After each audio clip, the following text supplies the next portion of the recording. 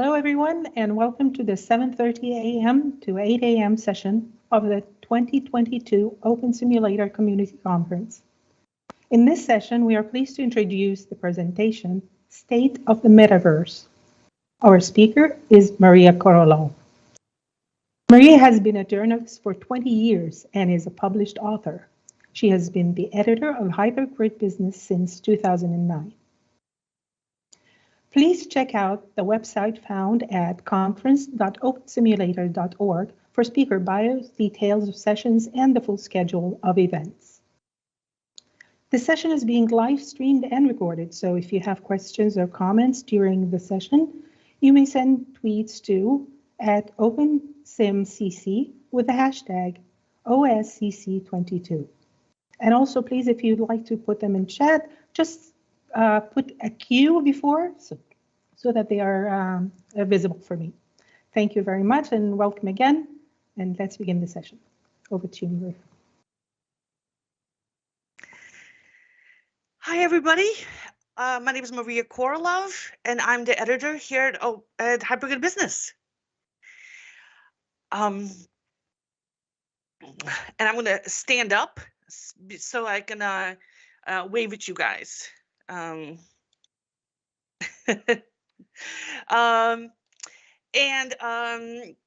the editor of Hypergrid Business. Here's my email address up on the screen. I've been doing this since 2009, so we've been publishing statistics every single month, pretty much, with a couple of months off. But for the most part, every single month we've been publishing statistics since 2009. We've got hundreds of contributors to the site. We have tens of thousands of readers every month, pretty much probably the entire OpenSim community.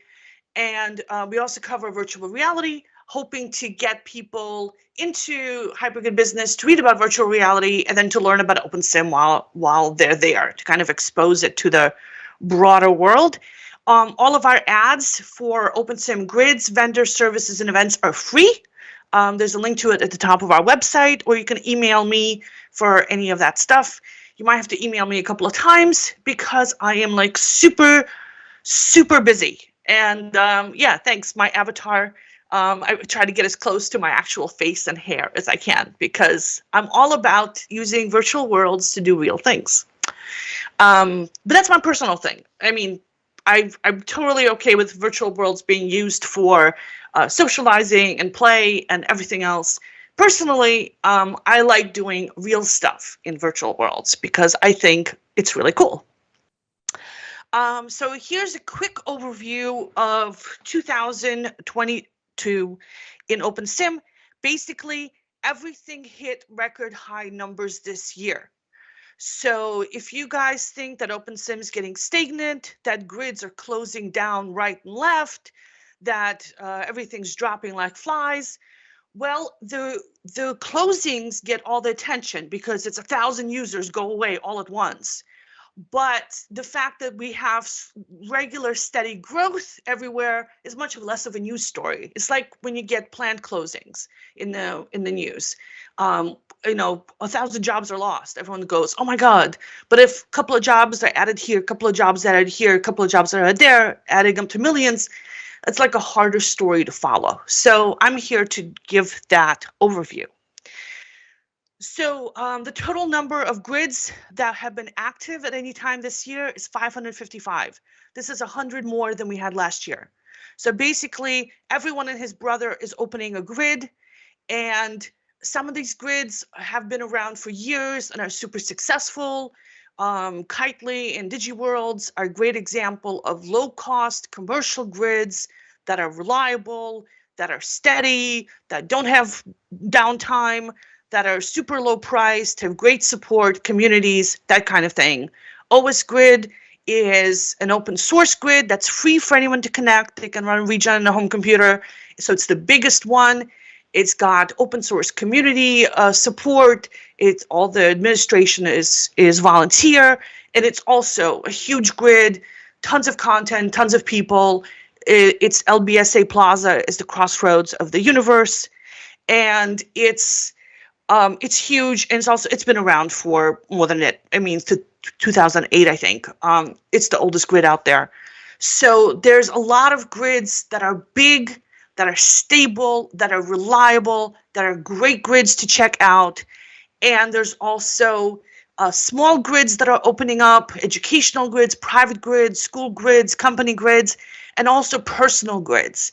The Dream Grid software, which is a version of OpenSim that's easy to install, has been gaining features and functionality continuously. It's run by Fred Beckerson. I strongly recommend it. You can set up a mini grid on your home computer, connect it to the Hypergrid. Anybody can teleport in and out, and it's free. So as long as you have a spare computer and a good internet connection, you can run your own virtual world. I'm not going to talk about the connectivity and stuff. That's up to your bandwidth provider. But this is something you can do. And if you only have a handful of people that you want to spend time with, it's perfectly fine. You can even make it a public grid and have the public come and visit, again, if it's only a few people. Or you can get it hosted with a hosting provider. The average price of a region is under $15 a month right now in OpenSim, including from the big commercial grids like Kitely. These are super stable, super high performance regions, and the prices are ridiculously low. And if you buy variable size regions, the prices go down even further. It's awesome. And some grids, the prices of hosting are so low that some grids are offering free land for people as a way to promote the grid, because computing power and connectivity has become so inexpensive. So that's pretty cool. The total number of active users last month is over 45,000. It's a record high number. Now, you might say, well, people are counted twice if they're an active user on more than one grid. That is true. Same thing if you log in with an alt, or if you create local accounts on multiple grids. Same thing in Second Life. If you have alts, you will get counted multiple times. And that's been the case from the beginning of OpenSim. So this has always been a case. The point here is that the growth is there and the growth is continuing. And here's a little chart of the growth in OpenSim. So we had a little bit of a downturn around 2008, 2009. But then for the last 4 years, it's been a steady increase. So anybody who's saying that OpenSim is dead because InWorld's closed, because Avanation closed, because some other grids closed, that's not true. OpenSim growth is continuing to go up, and it's pretty awesome. We tend to forget this because we're mired in the day-to-day, week-to-week, month-to-month kind of events, and we lose the overall picture, which is that things are actually pretty darn good. Same thing for the land area. Now, the land area didn't go up as much as it did last year, but that's because OS Grid did a big cleanup just before these stats came out. So the way OS Grid works is that everybody who has a region reserved, it's a home-based region, and they haven't been logged in for a while, their map reservation gets wiped out every so often, and they have to log back in and reset their map reservation. So this indicates the fact that the map has been cleared out of everyone's reservations, and their reservations are there so somebody doesn't wait for you to go offline and then put a region in your spot, because regions are supposed to be first come, first serve. And if you get a spot on the map that's a really prime land and your region goes down because your computer crashes, somebody else can come in and grab it. You don't want that. So there's map reservations. And every so often, OS Grid clears out the old unused ones.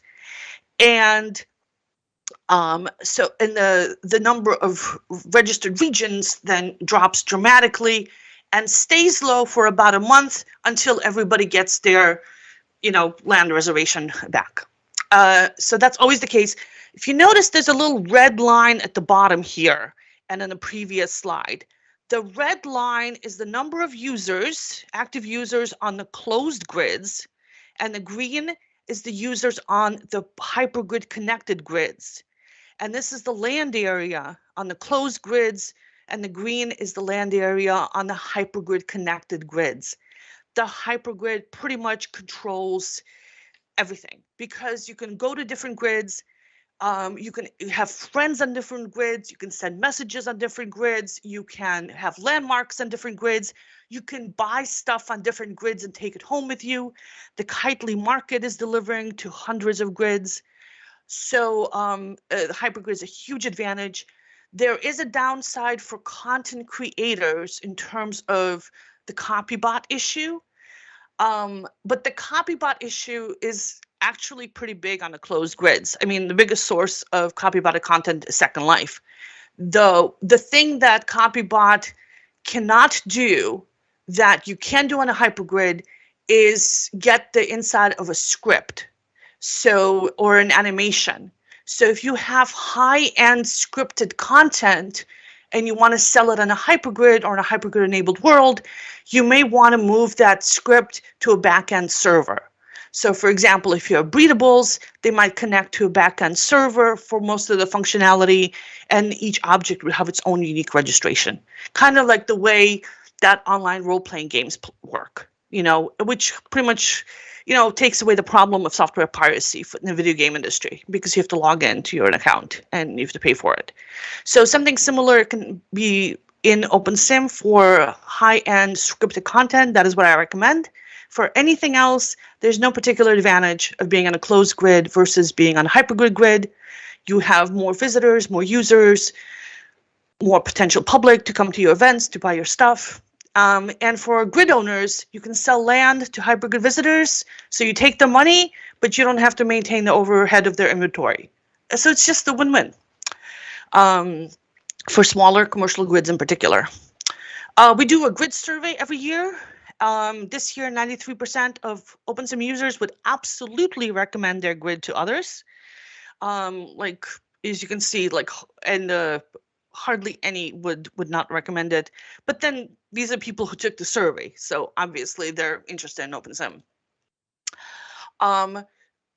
So this is the distribution of the respondents, and it's not related to where people live. It's related to how active people were in taking our survey. So Avatron and Alter and Metaverse were really big at pushing the survey to their users. That's all this chart shows. The next chart I'm going to show is where people are actually visiting. So the average OpenSim user has been to 4 different grids that they can remember and fill out in the survey. Many said that they visited more grids than they can count. And the most visited grid is OSGrid, obviously, followed by DigiWorlds, Kitely, AviWorlds, then Alternate Metaverse, and Zeta Worlds. So if you're looking for popular grids to visit, these are the ones that people go to. And this is kind of ballot stuffing proof, because this is people voting about grids that they visit that they don't live on. Okay, and it looks like I have to go through really, really quickly. Metaverse in general, investment is up. It's expected to explode. Surveys show that people, business leaders and entrepreneurs and consumers all expected to have a huge impact. This is the latest McKinsey survey about what people want to do stuff in the metaverse. And social events or playing games. Social events obviously is perfect for OpenSim. So if you want to write about any of this stuff, we're always looking for volunteers and writers for Hypergrid Business. So please email me, contact me about helping out if you want an ad, if you want to write columns or tutorials, or if you want to do some videos for us. We want to do some videos about the metaverse.